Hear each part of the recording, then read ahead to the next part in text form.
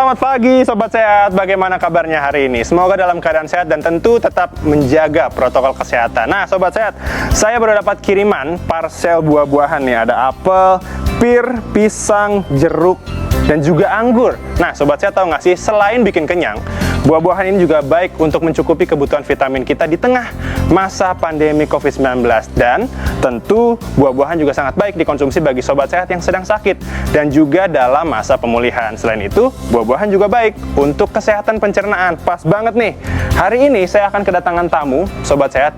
Dia adalah seorang dokter spesialis penyakit dalam dan kita akan berbincang soal kesehatan pencernaan dan juga cara mengatasi diare, apalagi di musim penghujan ini.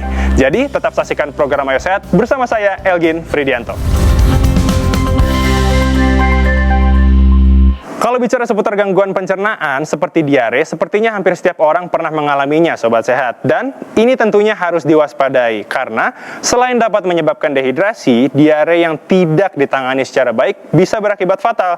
Nah, sambil menunggu narasumber yang akan hadir, yuk kita simak informasi berikut ini.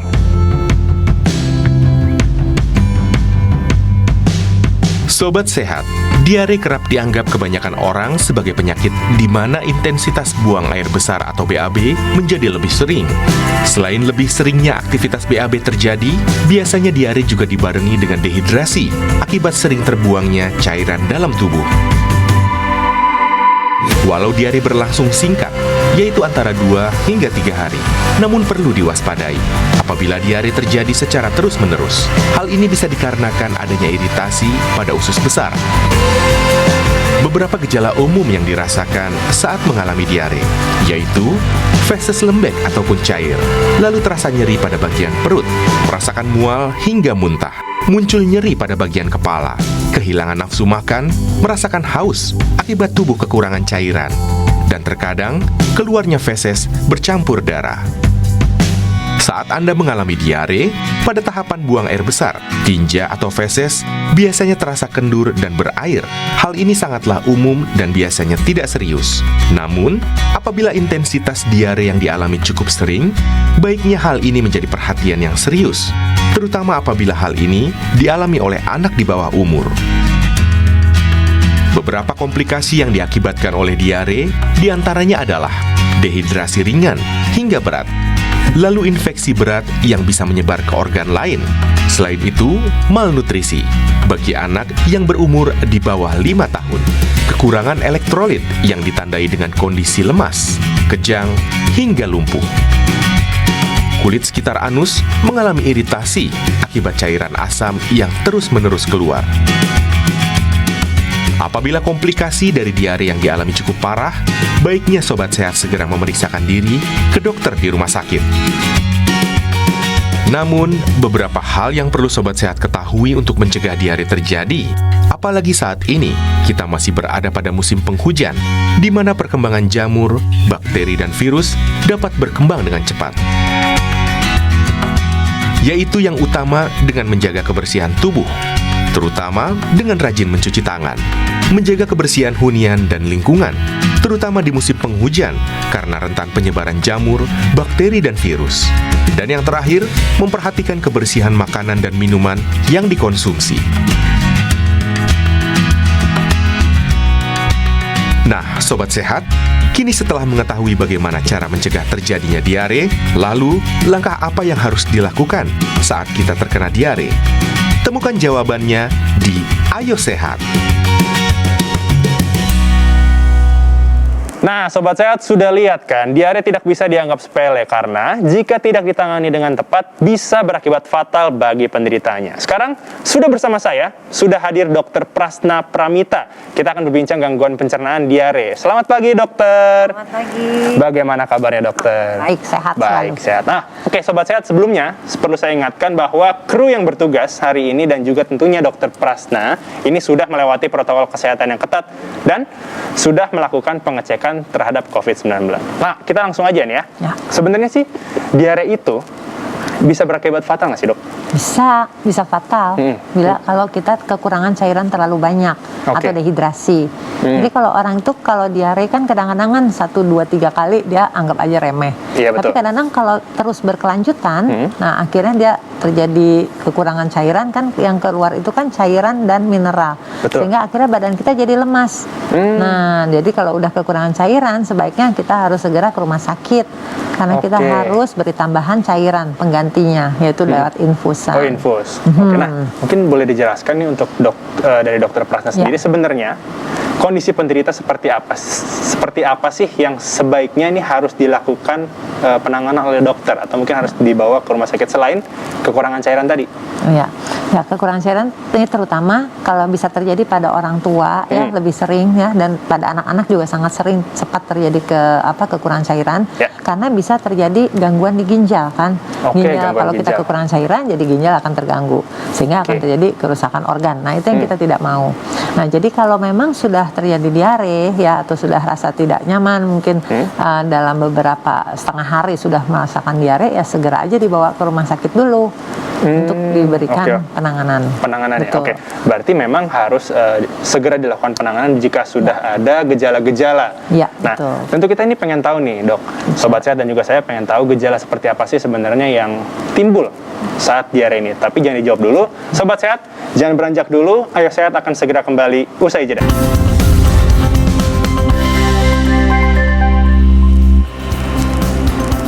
Masih di program Ayo Sehat tentunya dengan sejumlah informasi dan juga inspirasi seputar dunia kesehatan. Nah, dokter, kita lanjutkan. Sebelum jeda saya tadi sempat bertanya, sebenarnya kondisi medis seperti apa seseorang ini sudah dikatakan terkena diare?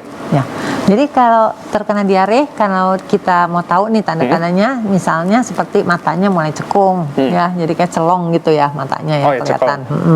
Lalu apa? Kulit juga tuh kalau kita cubit dia lama kembali.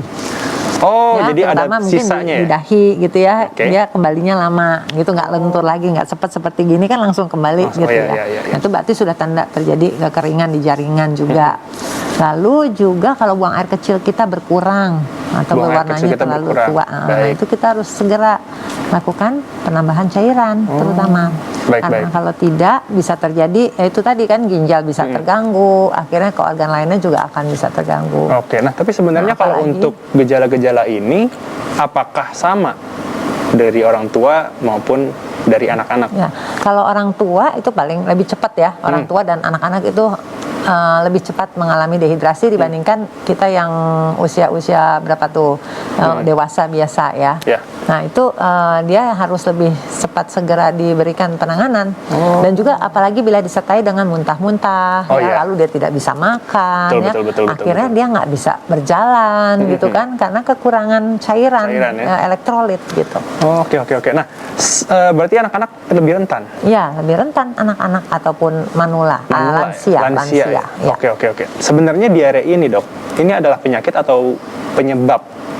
Nah, jadi atau gejala dari penyakit lain? Diare ini bisa disebabkan kan karena ada infeksi ya. Infeksi itu bisa karena apa? Karena virus, bakteri ataupun parasit. Ya, bisa karena itu. Nah, kalau bakteri kan seperti yang kita tahu tifus misalnya oleh Salmonella typhi gitu kan.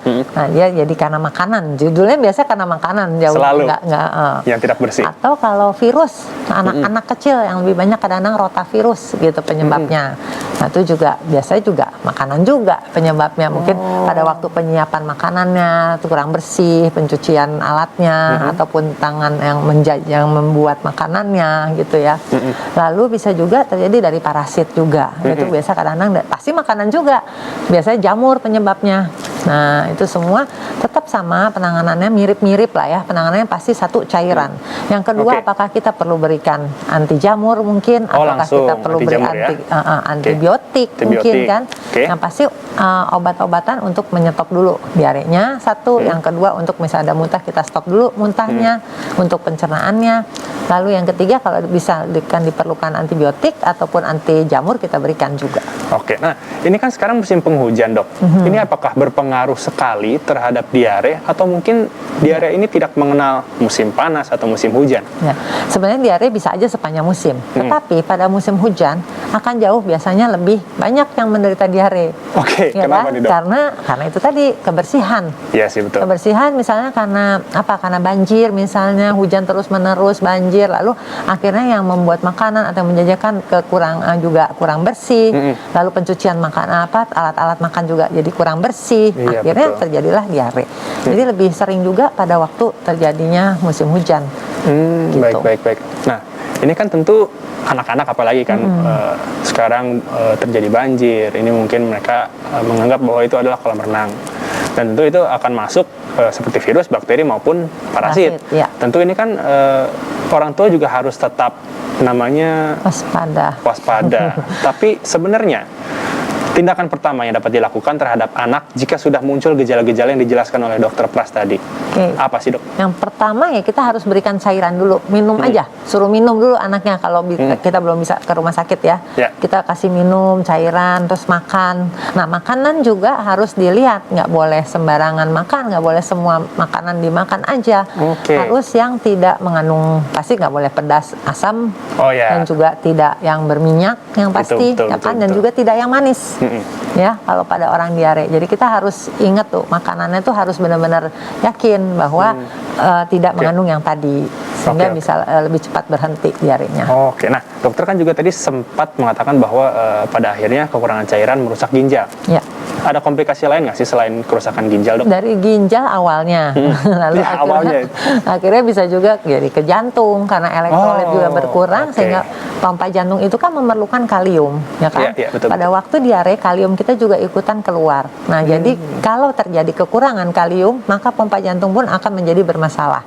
Nah, jadi akhirnya ke jantung juga kena, akhirnya kan pelan-pelan tuh akhirnya ke jari-jari kita juga kadang bisa kesemutan, gitu kan? Karena kekurangan elektrolit. Seperti itu. Akhirnya bisa juga ke organ lainnya lagi. Tapi kalau untuk faktor resiko sendiri, Dok, apakah ada? Faktor resikonya, faktor resikonya kita yang bisa sampai dengan kematian, bisa. Bisa. Kalau sampai kekurangan cairan terlambat ya, kita mau kejar-kejaran untuk ditangani. Misalkan pada orang tua, dia misalnya orang tua kan kadang-kadang jantung sudah melemah. Nah, pada orang keadaan jantung melemah, kita kan nggak bisa masukin cairan langsung terus-terusan terlalu cepat. Ya kan, jadi kita kan harus pelan-pelan. Nah, sementara pelan-pelan, tetapi jantungnya dia juga nggak kuat. Sementara dehidrasi juga. Nah, keadaan seperti itu jadi dilema. Kadang-kadang kita jadi nggak kekejar gitu memberikan cairan kepada pasien tersebut. Karena bingung antara harus memberikan cairan secara cepat, tapi ternyata tidak nggak bisa cepat-cepat karena jantung bermasalah, karena ginjalnya juga bermasalah gitu. Tapi kalau ini kan sekarang sudah masuk musim penghujan ya, Dok ya. Untuk dari pasien dokter sendiri, apakah sudah mulai ada yang menderita diare? Ada sih, sudah ada beberapa ya ke rumah sakit. Ya karena kadang-kadang ada yang salah makan, ada juga yang terlambat makan, ya. Dan karena musim ini sekarang musim lagi pandemi juga. Betul. Sehingga kadang-kadang kita juga jadi rancu nih, apakah ini penyebabnya juga si virus corona ataukah bukan, betul. Tapi sebenarnya untuk membedakannya itu gimana sih, Dok? Kalau itu corona kan yang pasti kita harus PCR gitu ya. Kita harus PCR dulu. Tetapi memang saat ini karena musim sekarang seperti ini, segala sesuatu yang misalnya orang datang dengan diare, lalu ada demam, ataupun misalnya ada batuk, ada sesak seperti itu, kita udah harus curiga apakah ini bukan suatu virus corona gitu. Tapi kalau memang ternyata itu bukan, ya kita tetap lanjutkan seperti biasa untuk penanganan diare pada umumnya. Tapi kalau untuk durasi sendiri dari diare, dari diarenya sendiri ya, orang buang air besar itu normal adalah 3 kali sehari sampai dengan 3 hari sekali. 3 hari sekali itu normal? Itu normal, masih normal. Masih normal. Ya, masih dianggap normal. Baik. Nah, artinya diare itu adalah frekuensi yang melebihi dari normalnya. Gitu kan? Baik.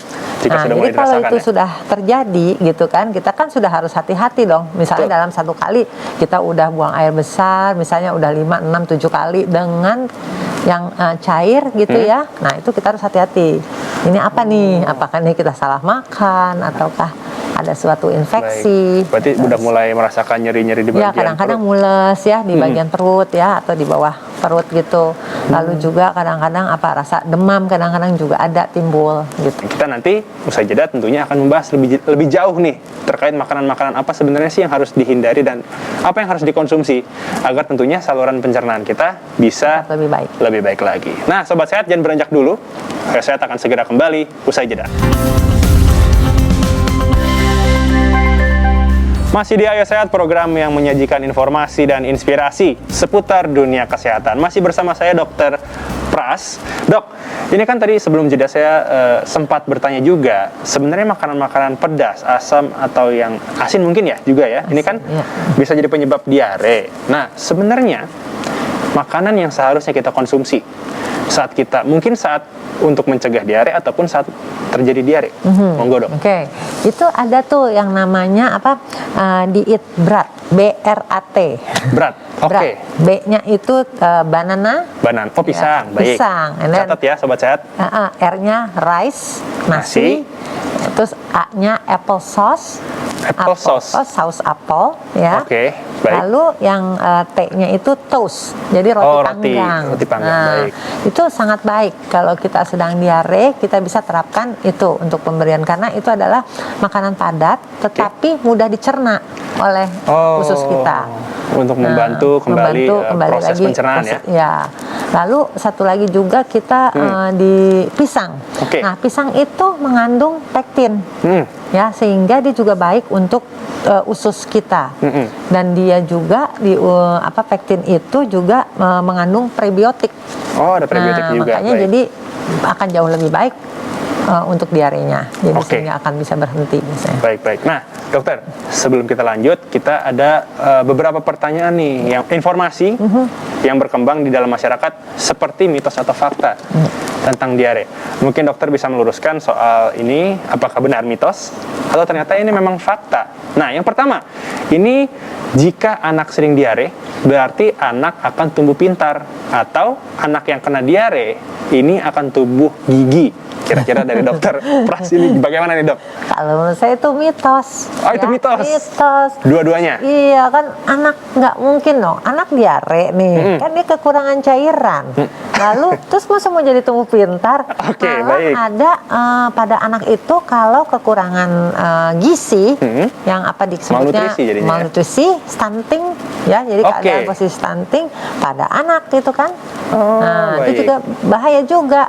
Tapi itu dari lahir sampai dengan usia 3 tahun ya, sampai 1000 hari itu kan ya. Tapi bisa terjadi juga itu. Jadi nggak benar tuh kalau anak diare terus dia jadi mau jadi pintar. Enggak. Ataupun tumbuh gigi. Iya, enggak. Justru gizi itu harus kita perbaiki, harus tetap dilihat. Dan juga tentu diperhatikan oleh orang tua. Nah, yang kedua selanjutnya dok, jangan makan makanan berlemak saat diare. Ini betul, karena tadi dokter udah bilang. Nanti kalau enggak dia lagi tambah murus-murus kalau dikasih yang berlemak. Tapi kan justru kalau makanan yang berlemak itu mungkin bagi beberapa sobat sehat ini adalah pilihan yang terbaik. Nasi Padang, telur balado, apalagi tambah pedas juga. Tapi kalau lagi diare jangan ya. Oke. Berarti yang untuk berlemak ini tentu ini akan istilahnya akan lebih memperberat pekerjaan si usus kan. Ususnya akan kontraksinya lebih berat. Sehingga jadi akan lebih mudah peristaltiknya lebih cepat sehingga akan jauh lebih gampang terjadi diare lagi. Ya. Oke. Nah, yang ketiga dok, lanjut nih. Minum teh pahit bisa menyembuhkan diare. Gimana nih? Betul kalau itu. Oke, ini betul. Sobat Sehat dicatat ya, jangan lupa tadi nomor 1 itu mitos, yang 2 sama 3 betul. Nah, penjelasan dari dokter Pras sendiri. Teh pahit, bagaimana sih cara kerjanya? Pokoknya kalau gula, kalau teh pahit kan jadi tanpa gula. Kalau gula itu memang bisa juga mempermudah terjadinya kontraksi di usus juga sama seperti penjelasan. Jadi yang baik adalah yang air putih ataupun teh pahit boleh, nggak apa-apa. Maupun ini teh hijau ataupun teh hitam ya? Teh biasa tanpa gula ya. Bicara soal gula, berarti kalau untuk snack ini kan anak kecil ya, suka banget yang namanya permen, coklat, apalagi banyak lah didapatkan di warung-warung. Ini kan tentu bisa, seperti dokter. Kalau pada waktu diare jangan makan itu. Bukan berarti anak kecil tidak boleh makan coklat, boleh selama dia tidak ada kadang-kadang kan bisa terjadi juga reaksi alergi ya Betul. pada anak. Ya selama itu anak tidak ada masalah dengan alerginya ataupun tidak terjadi diare karena dengan coklat ataupun susunya, nggak apa-apa. Ya kadang-kadang kan dalam coklat, susu coklat ada susu ya kan, ada atau susunya, kue betul. coklat ada susunya, Ada walaupun susunya juga. coklat ya kan. Walaupun manis juga. Walaupun manis juga semuanya. Oke, nah bicara soal berat, banana, rice, apple and sauce, then dan apple juga sauce dan toast. juga toast ya. Nah, ini kan bagi sebagian dari sobat sehat Jadi- mungkin agak sulit ya untuk bisa mendapatkan apple sauce, mungkin dijelaskan. Jadi apple sauce mungkin agak sulit Ya. ya. Jadi tapi apel kayak buah apel dan buah pisang itu bisa untuk diberikan pada orang yang diare. Oh. Ya. Lalu toast itu ya roti panggang aja, polos itu juga nggak Oh, pakai polosan. apa-apa, hanya Ya, roti betul, panggang aja, nggak bukan pakai jam, bukan loh, hanya polos aja. Jadi dipanggang aja terus itu dia yang dimakan. Oke, berarti abis ini saya langsung makan nih apel sama Apel pisang, sama pisang. yang tadi baru saya dapat Iya. dari Pinkisan. Nah, mungkin Iya, betul. terakhir nih, Dokter Pras, ini kan musim hujan, wah sore, malam, ke pagi sering banget. Mungkin himbauan dari Dokter Pras untuk sobat sehat yang ada di rumah dan orang tua dan juga anak-anak tentunya ya, agar terhindar dari diare. Monggo dok, silahkan. Oke, supaya kita terhindar dari diare, kita sebaiknya satu jangan lupa cuci tangan selalu. Oke, ya. cuci tangan. Lalu bila kita mau membuat suatu makanan, jangan lupa kita cuci tangan lalu membersihkan semuanya dan dikembalikan lagi ke tempatnya. Semua alat-alat makan juga dicuci dengan baik. Setelah itu jangan lupa lagi kita harus cuci tangan lagi dengan sabun ya Oke, pastinya. berarti terus cuci tangan. Ya, itu Ada aja. lagi, Dok? Yang paling dijaga itu aja. Kita harus tetap jaga cairan kita, kebutuhan cairan kita adalah sekitar 2 liter atau 8 gelas sehari. 8 gelas sehari. Selain air lain ya. Oke, Jadi kita oke. jaga itu aja. Oke, terima kasih Dokter Prasna untuk Baik. informasinya. Tentu ini sangat berguna bagi orang tua, anak-anak, dan juga sobat sehat yang ada di rumah. Nah, selain mencuci tangan baik untuk mencegah virus COVID-19, ternyata baik juga untuk mencegah diare di masa musim penghujan ini. Usai sudah penjumpaan kita pada program Ayo Sehat hari ini. Tetap saksikan program Ayo Sehat setiap hari Senin hingga hari Jumat pukul 10.30 waktu Indonesia bagian Barat, hanya di Kompas TV, independen, terpercaya. Saya Algin Fredianto bersama Dokter Prasna. Pamit undur diri, tetap jaga protokol kesehatan, dan tetap jaga kesehatan. Sampai jumpa.